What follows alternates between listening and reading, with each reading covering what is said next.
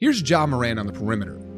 Brandon Clark comes up and sets a screen for him. At that point, Grant Williams goes under the screen, and with all the space in the world, Ja Morant lets it fly from 25 feet and clanks the ball off the rim.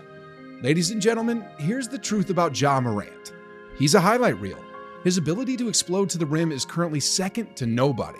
He's one of the most marketable players in the NBA and is the sole reason why people are even talking about the Memphis Grizzlies in the first place. But unfortunately, he's never going to win a championship. And today, I'm going to show you why. Efficiency, efficiency, efficiency. The number one reason why Ja Morant is never going to win a title is because he's simply not efficient enough.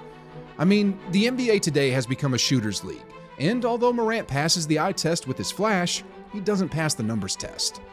27 points a game, 6 rebounds, and 8 assists are some pretty sweet production numbers, and I ain't kidding. Heck, about a decade ago, he would probably be voted as the most valuable player because if you compare apples to apples, he's actually doing better than Derrick Rose in his 2011 MVP year. Unfortunately for Morant, the times have changed, and although he's putting up some insane numbers and even brought his team to the second seed in the West, he's not even in the conversation for MVP at the moment. And in the latest ladder, he's not even in the top 10. Sheesh, guys.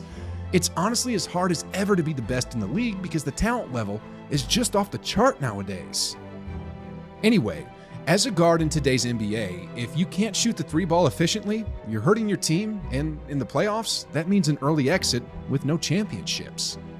Anywho, if you watch some of his games, although he doesn't have a horrible shooting stroke and can occasionally even hit a step back three or even get hot from three, the truth is 31.2% is what he's shooting for 2023 on about 5 attempts per game.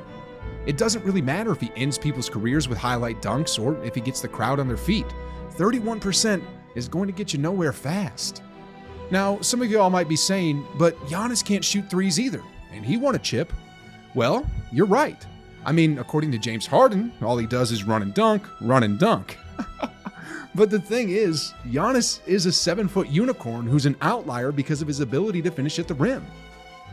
And speaking of the ability to finish, did y'all know that for whatever reason, either because the defense picks up in the fourth quarter or because he just gets exhausted from his play style and can't play 48 complete minutes, but Ja Morant becomes even less efficient in the final frame of games? I mean, look at this. He's either in the high 40s or low 50s throughout the first 3 quarters of games. But then, all of a sudden, when the fourth quarter rolls around, that percentage drops to 37% from the field and an absolutely dismal 17% from 3. What the heck is going on here? This ain't altered or anything, guys. I got this straight off Basketball Reference. You know, in the playoffs, where every game counts and where games often come down to fourth quarters, if you can't get a bucket, you're simply not going to win many games. Anyway, moving on from that weird statistic, a great example of why Morant will never win a ring is Russell Westbrook. I mean, the two of them are really similar players. Athleticism, height, shooting abilities, they're both nearly identical. And Morant even said this of Brody. I'll probably say who I try to play like is Westbrook. He's my favorite player, and I just like how he play all around.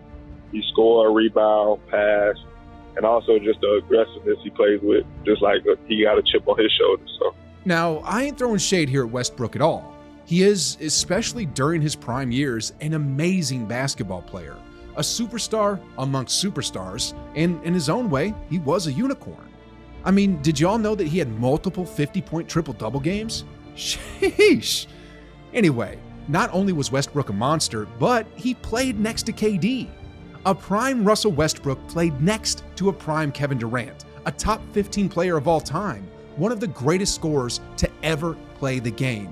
And yet, even they couldn't win a title. So if Westbrook couldn't win a title with KD, what chances does Morant have with Desmond Bane, Jaren Jackson Jr., and our favorite Dylan Dynasty Brooks? Now, Bane and Jackson Jr. are good players, don't get me wrong, but you can't compare either of them to the level of Durant, and that's just a fact. Then speaking of our boy Brooks, another issue with Morant and his chances of winning a championship is that he's playing with Brooks. You know, Draymond, one of the smartest minds in basketball today, had this to say recently. If you ever wondered why the Memphis Grizzlies is not ready to compete for a championship, look no further than this idiot right here. They're actually depending on this guy to help them win a championship. I know Draymond was just going back and forth with him online, but there's a lot of truth to what he just said there. I mean, remember when I was talking about efficiency? I know he's a slightly above average defender, but when it comes to his offense, he's borderline unplayable. I mean, he takes nearly 14 shot attempts per game on shooting splits of 39.5% from the field, 32.5% from three, for an effective field goal percentage of 46.5. Now, those are some truly dynasty numbers. I'm kidding. Ladies and gentlemen, if you have someone on your team chucking the ball up that many times per game on such horrible efficiency, you're simply not going to win a championship. Brooks' contract does end this season, but imagine they sign him to another multi-year deal. Are y'all seeing why I'm saying that Morant will never win a title? Now, some of y'all might be saying, oh, but they're second in the West right now. And the truth is, they are. Morant and the Grizzlies are actually a great regular season team, but honestly, that's probably because they're young and eager to play hard. But the thing is, in the playoffs, everybody starts playing hard. This was completely evident last year in the 2022 playoffs, where they were close to getting knocked out by the 7th-seeded Timberwolves, if not for the careless Timberwolves' mistakes going down the stretch of a few games. Now, Morant could get past the first round, of course, maybe a second round, but unless he really levels up his shooting percentages or recruits a top 5 player to Memphis, a true Batman of sorts, he's not going to be hoisting any trophies for his career. Moving on here, though, Morant is currently 23 years old.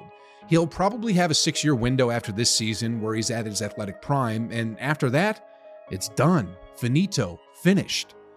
Now, let's take a look at these next 6 years. For this upcoming season, the Warriors, the Lakers, the Nuggets, the Celtics, and Bucks are all pretty much better teams than the Grizzlies, so he's probably not winning it this year. Then for the next 2 years, the Warriors aren't going anywhere because they rely on marksmanship rather than athleticism.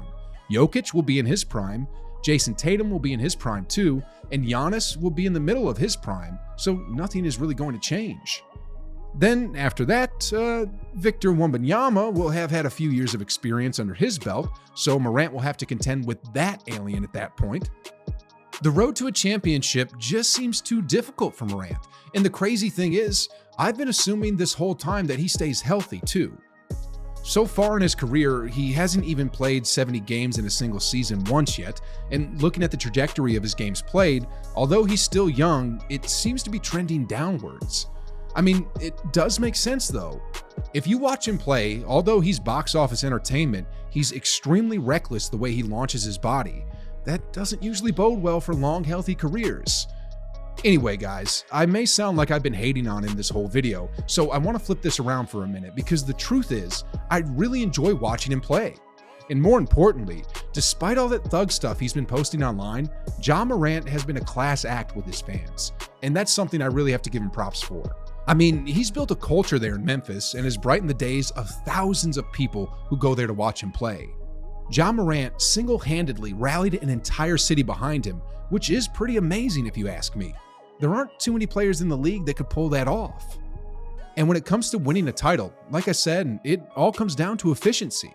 If he can somehow bring his three-point percentage to above 40, he becomes a completely different player. I mean, not too many players in the league, if any, can stay in front of him if they have to guard his three tightly. Then with regards to his teammates, both Desmond Bane and Jaren Jackson Jr. will also have to become legit perennial all-stars in this league, and both shoot north of 40 from distance. Although these are some big ifs, in today's league, unless you're a 7-foot unicorn, that's honestly what it'll take to win a championship. And if you don't, you won't. Then when it comes to Dylan Dynasty Brooks, what do y'all think? Was Draymond right that the Grizzlies can't win a title with him on the roster? Let me know your thoughts about that in the comments below, and then after that, click this video right here.